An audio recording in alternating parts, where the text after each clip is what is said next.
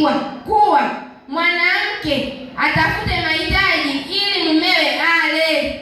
Hakuna sehemu yoyote na nimeweka hapo kupaona hapo atuonyeshe.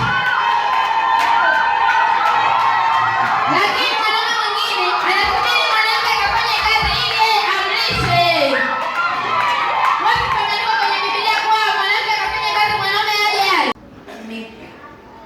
Mwanaume ndiye kichwa cha familia, hivyo anatakiwa kusimama katika nafasi yake ya ubaba ili familia iishi vizuri.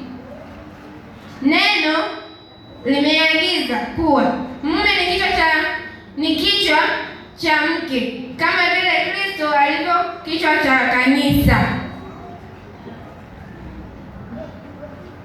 Hapo unakuta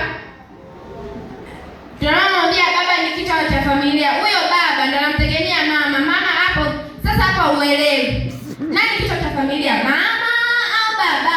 Kila kitu baba. Sina peni, kaambia mamako.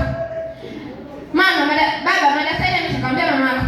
Viatu vimeshakwambia, uelewi. Wanakwambia kichwa cha familia ni baba. Hivyo naanza kufikiri kwanza, hivi huyu baba ndio kichwa cha familia au ndio mzigo wa familia hapa nyumbani?